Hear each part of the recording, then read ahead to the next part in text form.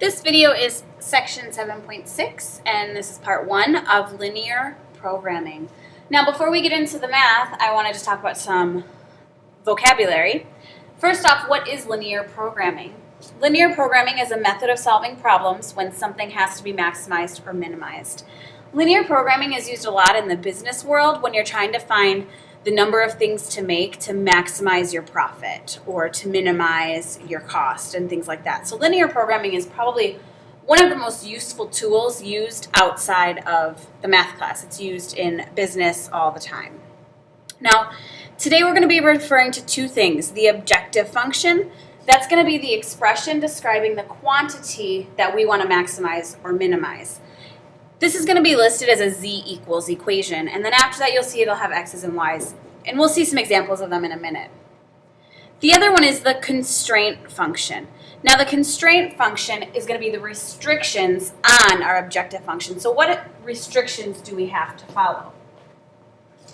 Let's go ahead and take a look at our first example. Now before we get into some word problems, we're just going to kind of start with the basics here, the math. Now, for this example, we're given an objective function, z equals 3x plus 2y, and then a graph. Now that graph is a graph of all the restraint functions. That would be all the restraint functions. Now, what we're going to do is take each value at the corners, each of the x's and y values at the corner, and we're going to plug it in to our objective function. We're going to try to find the maximum and minimum values of these objective functions. So we take each of these corners and we plug it into the equation. Let's start here with 3, 2. So the first one is going to be z equals, and I'm sorry, we're going to do the point 3, 2. So we're going to have z equals 3 times 3 plus 2 times 2. And we get 9 plus 4, which is 13. We're going to do the same thing for all the points, all the corners. The corners are where the maximum or minimums might occur.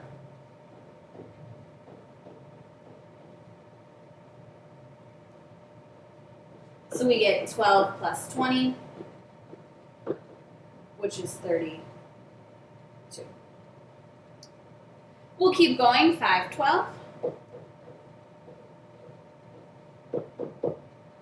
3 times 5. Plus 2 times 12.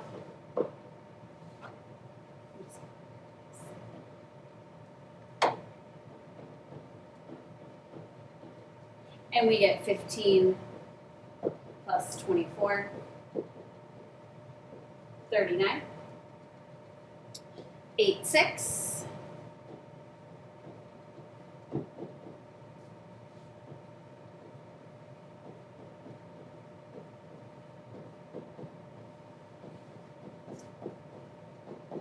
And we get 36.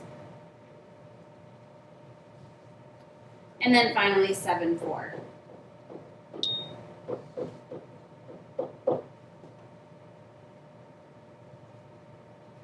So 3 times 7 and 2 times 4.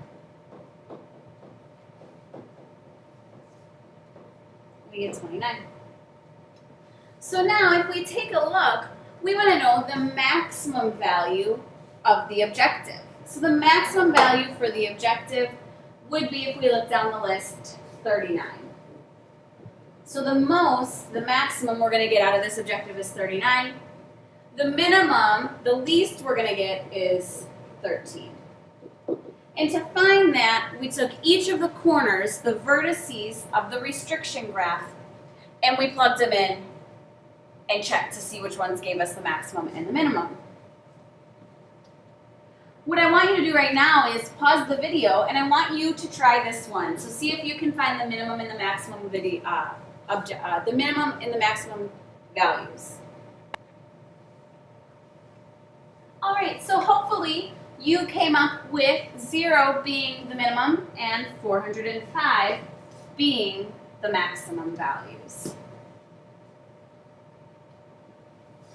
Moving on to the second example. Same idea, only now we're not given the restraint graph. So the first thing I need to do is graph the restraints. Then I'm going to just, in this case, in this example, we're just going to find the maximum value, and then the x's and y's where that maximum occurs. So the first thing we're going to have to do is graph these 4 inequalities. Now, x and y are both going to be greater than or equal to 0. So that tells me that we're going to be dealing with a quadrant 1 graph here. So we're really just going to be focusing on quadrant 1. That's the first part. And then let's see, 2x plus y equals 8. So y is going to equal negative 2x plus 8. If we go ahead and graph that one, we're going to go up to 8 and put a dot, and then down 2 over 1.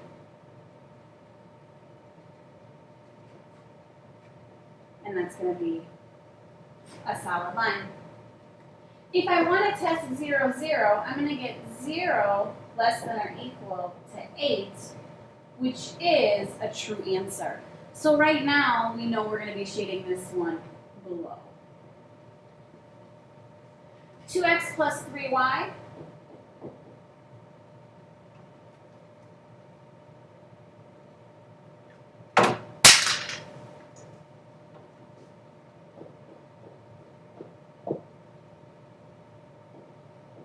is less than or equal to 12. We'll subtract 2x from both sides and divide by 3. So we get 2/3 x plus 4. So we'll go ahead and graph that one. We'll go up here to 4 and put a dot.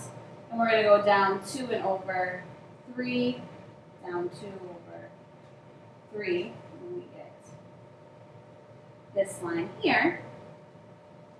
And if I test 0, 0, I get 0 is less than or equal to 4, which is a true answer. So we would also be shading this one below the line. I'm going to go ahead and take the yellow highlighter and kind of highlight the overall. Remember, we're dealing with the positives here, and we're going to have just this little region right in here. So that's the shaded region represents our restraint functions. Those are all the possibilities that will work in this situation. Now, out of all those possibilities, I want to find the ones that maximize my objective, 2x plus 3y. In order to do that, I'm going to need to find all of those vertices. So let's see where the corners are. It looks like we have one at 0, 0. We have one at 0, 4. We've got one at 3, 2, and another one at 4, 0. So what we're going to do now is we're going to plug each of those points into our objective function, just like we did previously, and we're going to try to find where that maximum is going to occur. So let's go ahead and give that a try. Let's plug each of these in to our equation. So we'll start with 0, 0. For 0, 0, z is going to just be 0. For 0, 4, we'll get 2 times 0 plus 3 times 4, which is 12. For 3, 2,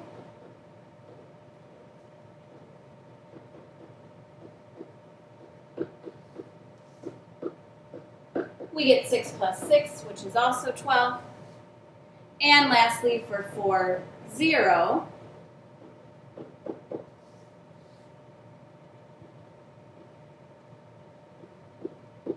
we get 8.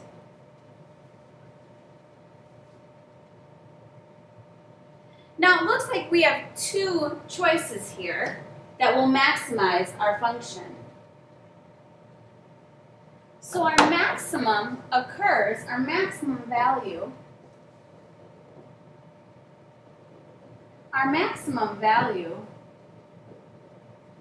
is 12. This occurs at the points 0, 4 or 3, 2. So either of those is going to give us our maximum value. All right, you're going to get a chance now to practice this. So you have a couple options here for your assignment. First off, you need to practice this topic from 7.6, and you'll do that on pages 771 and 772. So the first thing you'll do is complete the first part of this assignment listed right up here at the top. Once you're done with that, you can use the rest of class time to work on practice from the beginning of the chapter to get ready for your test. On page 775, you can just choose at least 2 of the groups listed below and work on those problems. So if you need to practice solving systems of 2 equations, 2 linear equations, you'll do 1 through 6.